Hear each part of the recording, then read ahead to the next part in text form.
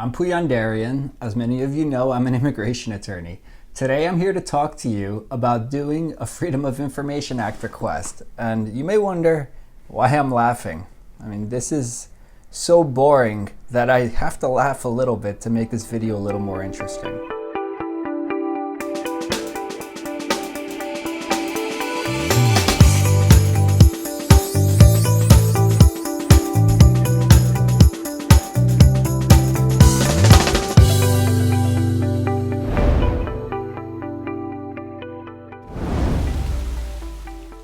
A Freedom of Information Act request is really important, all joking aside.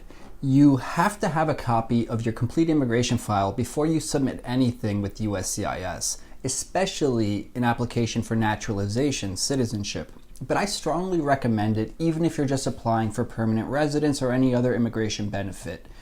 It's really important to keep all of your immigration paperwork completely consistent throughout, so there's never any determination of fraud or misrepresentation, because those things can be a real nightmare down the road. Again, especially when you apply for naturalization, because that's when they look at everything you've ever submitted to look for major issues. And if there are major inconsistencies that call into question whether or not you've been truthful in the past, you can be in deep trouble when you apply for citizenship. And by deep trouble, I mean go from applying for citizenship to placed into deportation proceedings while your application is pending. You might be wondering, I've never had any problems with immigration. I've never had any serious problems with the police. Should I really apply for a copy of my file? The answer is yes. And what is a fact pattern where this might be relevant? Let's say you've had your permanent residence for 10 years and there was a time where you failed to update your mailing address and USCIS sent paperwork to your old address and you never received it. You don't know what the outcome of that was. They may have sent a notice of intent to rescind your permanent resident status, which I've seen happen. People have been permanent residents, and now USCIS has information which may or may not be true. The most recent one I dealt with was false, but it was out there, and USCIS used it to send my client a notice of intent to rescind, to take back their permanent resident status. All we had to do was respond within 30 days, and it was taken care of. But if you didn't get that notice, and then you didn't get the subsequent rescission notice saying your permanent residence is now revoked, and then you didn't get the subsequent notice to appear in immigration court, and you were sent to court, you failed to appear because you didn't get any of those notices, you could now have a deportation order and not even know it. Now that's a little bit of an extreme example. I don't want to terrify you with these stories, but that actually is a fact pattern that I've had to deal with recently. So it's not completely out there.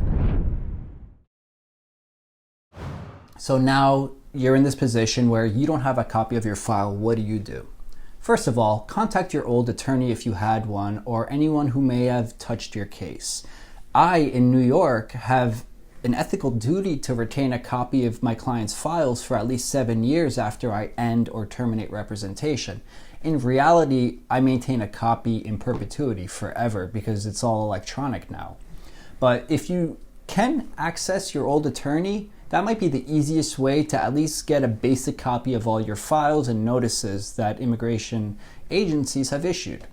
The second way is to submit a Freedom of Information Act request, and that's really the purpose of this video, to show you how you can get a copy of your own files so you don't have to hire a lawyer, or if you want to, so at least you know what you're asking for. Freedom of Information Act is a provision of the law that allows you to get any public records, or if they're your own records, they could be non-public as well.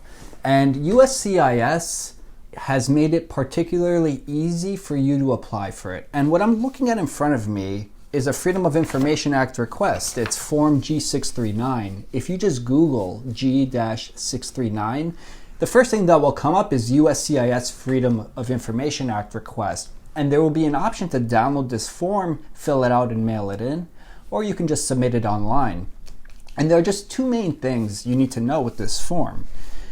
This is a request for your records, right? You can request it on behalf of a deceased person, but it's a little more complicated. Or if you have like guardianship or you're the representative of somebody, you can do it for somebody else as well. But basically, the only parts you really need to keep in mind, for the most part, page 2 asks, what's the purpose of this request? And you just fill in to obtain my entire immigration file. And then you fill in some information about your family, your name, your address. And then page 3 asks, describe the records you are seeking. Now here, this is the only part that you really should pay very close attention to. I generally write verbatim, complete A or alien file with USCIS, INS, and EOIR. So what does that mean? USCIS is the main government agency that most people are dealing with. It used to be called INS. It's Legacy INS for Immigration and Naturalization Service. That's if you've been in the US for a long time and have submitted things before the Department of Homeland Security reorganized to form USCIS. And EOIR is the Executive Office of Immigration Review. It's immigration court, because you want to see if your case was ever referred to court. Between these three agencies, you should get a pretty complete snapshot of your immigration history. The only agency that is otherwise particularly relevant, which you have not tapped into with this form, is Customs and Border Protection. This has all of your records of entries and departures, any contact with immigration officials at the border. That needs to be submitted online. And just for your information, to submit a Customs and Border Protection, a CBP, Freedom of Information Act request, you just go to FOIAonline.gov and you could submit it all electronically. Regardless of these options, they generally email you a PDF with your complete immigration file in a couple months. And sometimes they'll mail you a CD with one PDF with your complete file on it, with possibly some pages redacted for public policy reasons or whatever. Now, these requests are free. You do have to certify generally that you're willing to pay up to $25 for pages that are reproduced, because technically speaking, it costs the government money to basically have somebody go through thousands, if not more, records to locate everything with your name on it.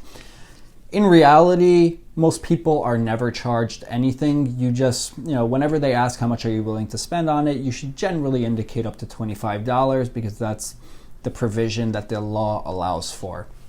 So for the most part, these are free.